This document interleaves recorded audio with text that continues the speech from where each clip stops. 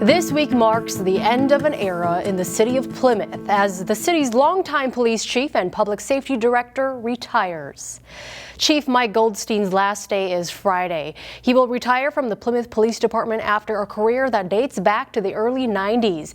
As Delane Cleveland reports, Goldstein has overseen a number of changes over that time span. You know, in law enforcement, it's not just what we do, it's a part of who we are. Some people search their whole lives to find their true calling. But for Mike Goldstein, ever since I was a kid, you know, that's what I wanted to do. It didn't take long to discover that law enforcement was in his blood. I was drawn to the TV shows and, playing cops and robbers as a kid and just enamored by the whole process of it. At the age of 17, Goldstein joined Plymouth's Police Explorer program while he was a senior at Armstrong High School. In 1990, he became a full-fledged officer for the department.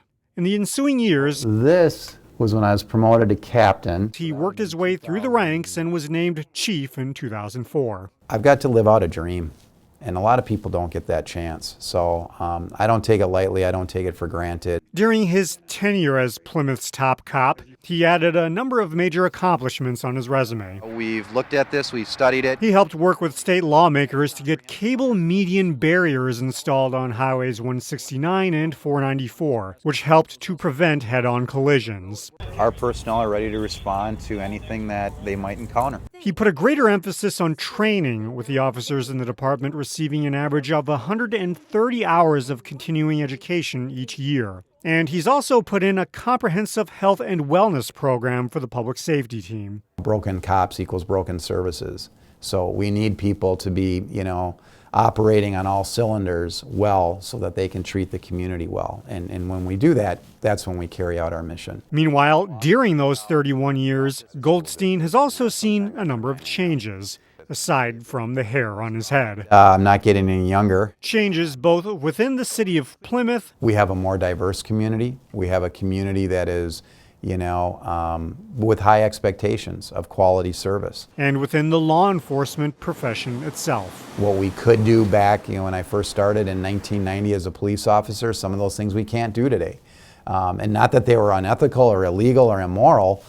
It was just different standards, different expectations. Goldstein says there's also different expectations now related to how police deal with communities of color. As Plymouth has become more diverse, he says the department has stepped up efforts toward community outreach to help build trust. I'm encouraged that more will get done because it now is seated in the front seat. It now has a priority placed upon it. And unfortunately, it took some very awful things to happen for that to occur.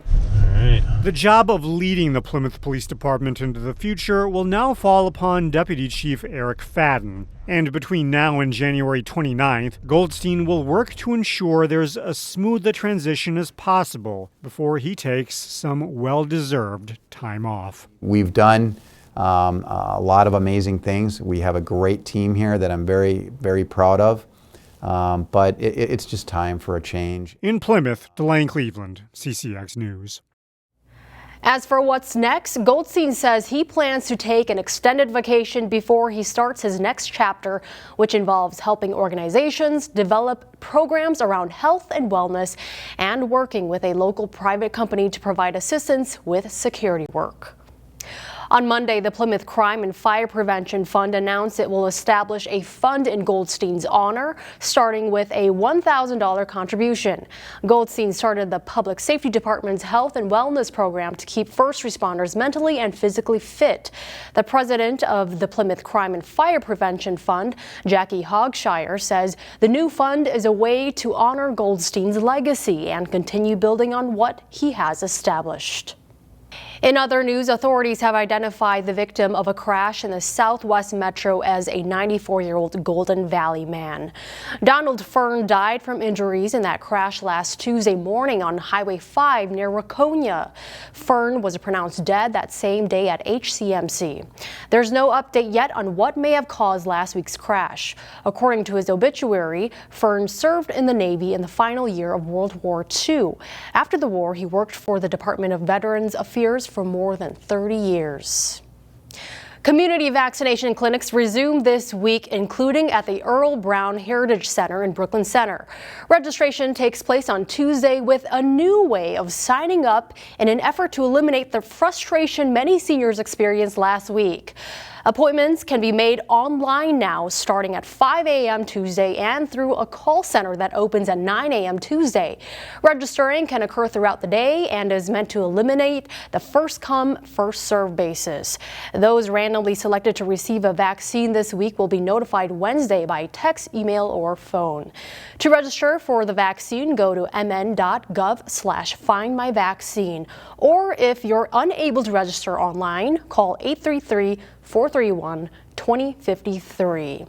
Only about 8,000 doses of the vaccine will be available to Minnesotans age 65 and over at the community clinics. In addition, a mass vaccination event will take place this week at the Xcel Energy Center for teachers and school staff. 15,000 doses will be administered Thursday through Monday for that event. And Brooklyn Middle School was awarded $10,000 this month to provide students with a new grab-and-go breakfast program. The grant came from community partners including Fuel Up to Play 60, Midwest Dairy, and the Minnesota Vikings. Statistics have shown that those of you who eat breakfast and are very active, you make better students. So you make great decisions. For 7 years, Fuel Up to Play 60 and the NFL's Hometown Grant Program have helped deserving schools meet their health and wellness goals. The Maple Grove girls basketball team enters play this week with a 3-0 record, and the Crimson are ranked 8th in the state in Class 4A. In our first CCX Sports Spotlight segment of the winter season, we meet a trio of Maple Grove seniors who know what it's like to win. Kylie Baranek, Izzy Brandt, and Jordan Lampker have been basketball teammates for over half their lives. The Maple Grove High School seniors began playing together in 3rd grade. It's been amazing. I mean, we're best friends and we have been since 3rd grade. We've all played together, me and Kylie actually since 1st grade. So, I mean, we've known each other a long time and we just get each other on the court and off the court, so. It's the best experience in the world. I mean, I had never expected to be playing with them for this long and know them for this long, and we really are like the 3 best friends. I mean, they're over at my house every single day. It's just so great to be able to have such a good relationship with them and to have this relationship for so long. We've literally watched those girls grow up and grow up together, and it's the dynamic between the 3 of them is fun. You know, they're like sisters. You know, they get along, they're best friends, they fight, they kind of go through the whole gamut of emotions together, but yeah, they're a special group for sure. The Crimson earned state tournament berths in 2018 and 2019, the first 2 years of the seniors' 4-year careers at Maple Grove, so winning has followed them. We've had a lot of success my 4 years I've been here. 2 of the 3 times we've been in the state tournament, and it's been a lot of fun. As a freshman, I got to experience what it was like. And just being on JV and watching it, and then sophomore year I got to actually play in it, so it was a lot of fun. Each of the girls plays a different role. Lampker can play multiple positions and is the team's leading scorer. Baranek is the Crimson point guard and an accomplished passer, while Brandt is a good sharp-shooting wing and a strong defender. Cross for Brandt, and that is good for 3. Jordan's dad, Darren, coached the trio in traveling basketball and has seen their improvement through the years. Both he and the girls admit those traveling practices were rarely easy. I always said if they could make it through a traveling practice with me, they're going to be great in life. And then we got after them, and they responded very well. I had some eye rolls, and I had some tears every now and then from all 3.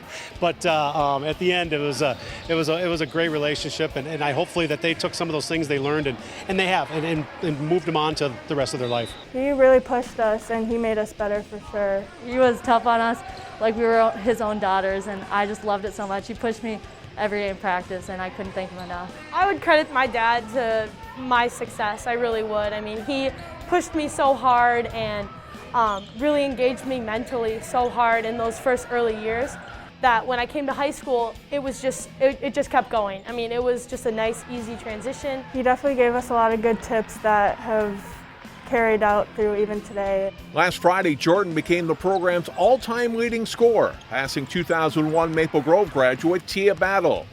And while she is the most accomplished of the 3 and will play next season at Division I St. Thomas, She is quick to point out the great skills her teammates and best friends bring to the court. Well, Kylie is just a phenomenal point guard. I mean, she handles the ball better than anyone I've ever met. She is so strong. She is so confident with the ball. It's just awesome. And Izzy is a phenomenal wing. I mean, she just embodies what it means to be a shooting guard. And she's spotted up, ready to go. She doesn't take bad shots. She is so smart with the ball and so composed as well. It's really just so fun to play with them both. Next season, Kylie will play basketball at Gustavus. Izzy will attend St. Thomas with Jordan, but will not play basketball.